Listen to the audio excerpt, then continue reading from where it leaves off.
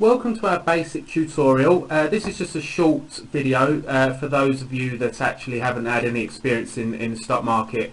Maybe you've seen charts on TV, on films and things where the gangsters have got a screen up with this random chart on there, and you recognise it as a stock market chart, but you don't actually know what the hell's going on with it. Hopefully by the end of this video you'll have a bit more of a clue. We're hoping that this is going to be your first of many lessons, because our tutorials are set up in a way that you start at number one, which is this being number one, and by the end of the advanced tutorials you'll actually have enough to look at a stock market chart and say, I think that company's going up, or I think that company's going down. So that's our aim, and also what you should see by the end of this video is actually how simple it is. It looks very complicated, but once someone actually explains to you, this is what this is, that's what that is, it's not as hard as what it looks, and that's what you'll learn by the end of this video. So let's crack on. Right, so what is a chart? Charts are a visual look at human reaction to fundamental news. Now that sounds a little bit complicated, but it's actually a fancy way of saying, like the BP Macondo oil well blowout that was on the news, where the oil was leaking into the sea and I think about 12 people died. They paid millions in compensation, and that would have affected their share price. And the reason why is a company is only valued by how much money it's worth and how much money it's making. If something happens in that company that affects next year's targets, like Tesco with their profit warning, their share price went down quite a lot over that, because it's the valuation of the company. So a stock market chart pretty much is the price movement throughout the day, but it's also a reflection of how investors are actually valuing that company, because a share is a valuation of a company. If a share price goes up, then the market is valuing that company more. So it's quite simple really. Right, so in general, if something good happens to a company, the share price will go up, because that is the valuation of the company. That's what the company's worth. If you take all of their shares, even if they're £1 a share, they'll probably have millions of these pound a shares. If you owned every single share, you would own the company yourself. So that's basically what it is. When you buy a share, you're buying a slice of ownership of that company. If something bad happens to the company, then the price will go down in general. So here, what we have is the green candle. If you see a green candle, you know that the price opened in the morning and it actually closed higher on the afternoon, because the stock market opens at 8 o'clock and it closes at 4:30. It doesn't go out through the night and things like that. So if you look at this, you've got the price down the middle. The green candle opened at 102, which is £1.02p a share. It went down initially. That little black, this is why they're called candles, because they do represent a candle. If we call it the wick, what that means is the price opened at 102, it went down to £1, like 100 pence, and then it went all the way up to 106p, and then it closed. So at 4:30 in the afternoon, the price was 106, the market shut, and that was recorded. The computer programs recorded that was the trading range for that day. If we look at the red candle and say that's the next day, so the market opens at 108, it goes up to 110, which is the high of the day, because it actually comes down then. When it's red, we know that it closed below its open. So at 110, it come all the way down to about £1, and then it went back up and it closed at 102. So as you can see, it's quite simple to actually work out. It's a little bit like when we was at school and we had graphs and charts. You'd have time along the bottom, price up the side. That is basically what it is. So let's have a look at a proper chart. In fact, before we show you a proper chart, something else you need to know. Sometimes you get an open, you'll have the price movement. So in this example, it opened at X price, it went up a little bit, and then it went down quite a bit, and then it come back up and it closed at exactly the same price that it opened. So there you don't have any green or red body, you just have if you don't have a green or red body, you know that it opened and closed at the same time, at the same price. So that's what this means, and they appear quite frequently on charts as well. Right, there is another way of actually showing price movement on charts.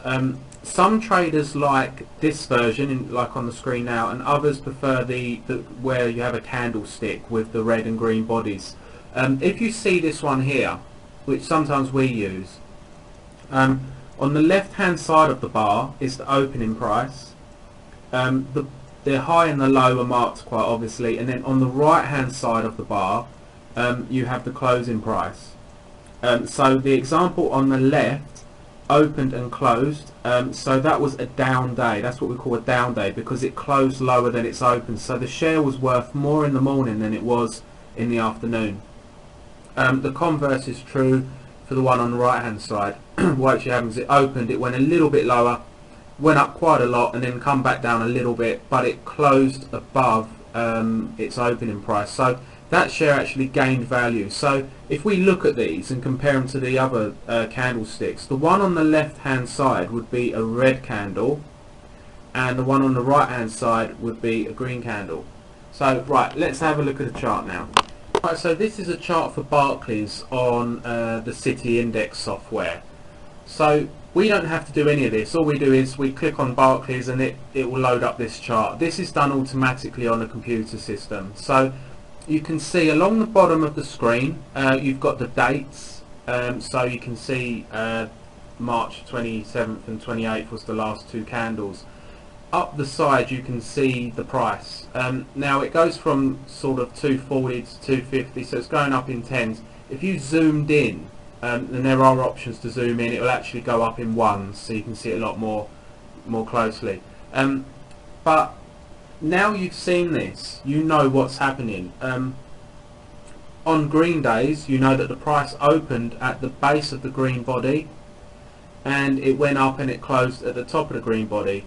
The black little bits mean that it went to them prices, but it didn't close or open at them prices. So it's a lot more simple now, isn't it, with if you can actually see. So you know the red candle, the share price lost value that day.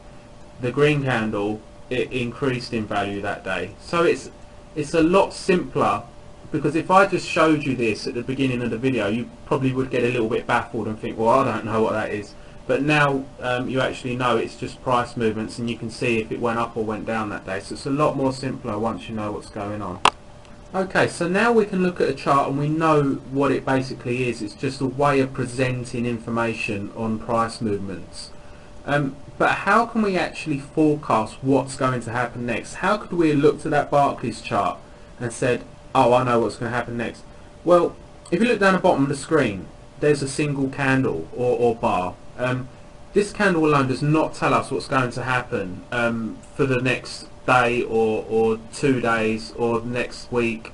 It doesn't tell us much at all.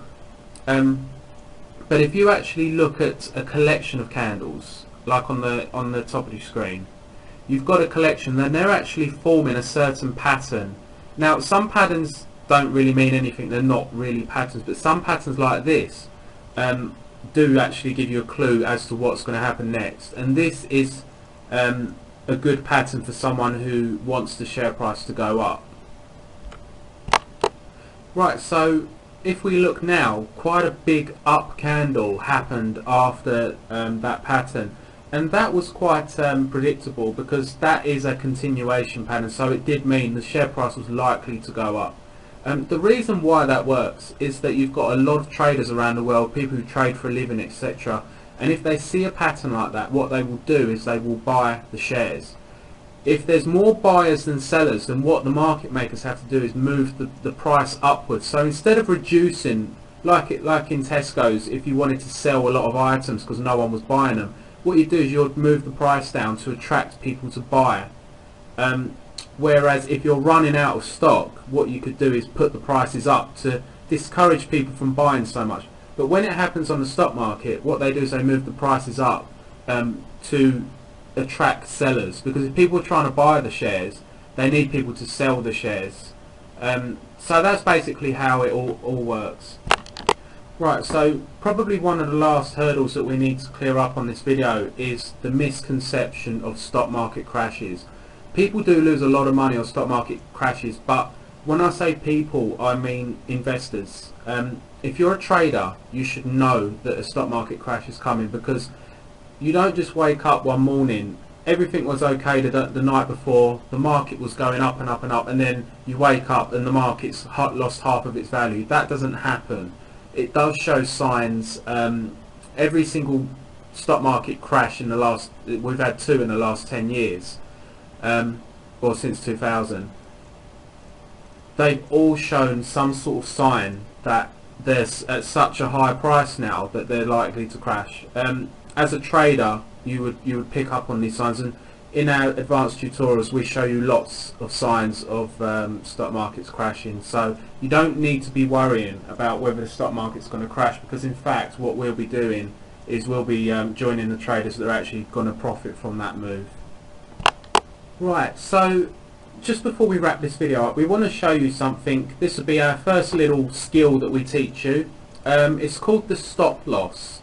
What this basically is, on your share account or your trading account, you can buy a share at say £1, and if it goes below that, what you can do is put in an order of what's called a stop loss, where if you can be at work, not, you know, the computer not switched on and all the rest of it. Once you've submitted a stop loss order, it doesn't matter, you don't need to worry about the share price, because if it goes down to the level that you set your stop loss at, the computer will sell your shares automatically for you. And the reason why you want to do that is if the stock market is going to go down and down and down, and you're still holding shares, they're losing value, so you're losing money. So what you can do is set a stop loss order so that if they go down a little bit, you sell your shares, you make a little loss, and the market carries on going down and you're not making a loss anymore. You can look to buy them back cheaper and make your money back. So in this example, you've got 4 down days. The market's going down and down and down. We know there's a support line. That might not mean much to you, but we have got a whole tutorial on support lines, so look that one up. You buy on the support line and you put your stop loss just below it. So this would be quite a good trade. You'd probably make money out of this, but let's see what scenarios can develop. Right, so in this situation, we bought and the price actually went down. Our stop loss got activated, so our shares got sold automatically, and then the price went down, but that didn't matter because we only made a little loss. So what we can do is maybe watch how low it goes and then buy it back lower, and then when it comes up to where we originally sold, we'd have made quite a good profit on that move. So it is an insurance policy and it's something that we recommend, but you need to know where to put stop losses. There's quite a few strategies you can use with stop losses, and we talk you through that on our private lessons. Right, so the other side of that scenario is we buy, it goes a little bit lower the next day and then it goes up. Our stop loss was in order, so if we bought at £1 and we said right at 97 pence, if it goes to that level we don't really want to be holding the shares anymore, so we put our stop loss at 97 pence. So what will happen is our computer system that we've logged onto, if the share price comes down to 97 pence, it would sell our shares for us. But in this instance it didn't. Let's say for argument's sake it went down to 99 pence and then it went up and up and up and up. We make a good profit on that, and if we did make a loss it'd only be small, but we're actually making quite a big profit now, and that is what being a trader is all about. If you are going to make a mistake, let's cut our losses very quickly, and when we make a good decision, let's ride our profits out. So we want to make small losses and big profits, because you can make a few mistakes. Everyone is going to make a few mistakes, or you might make a really good trading decision but the market just go against you. So you want to make a little loss, recover, and then make a big profit, and that's what trading is all about. So that wraps up your first lesson. If you want to learn more, we've got quite a few tutorials to watch. We've got some advanced tutorials on our members section of our website. They are quite advanced, but if you can get your head around them, then you'll be quite a good trader, and we can do private lessons and things for people who need a bit more help, and there's other things we teach on private lessons. So it's, as you can see from this video, it's really not as hard as it sounds. So it's yeah, it's good. So good luck trading, guys. Good luck.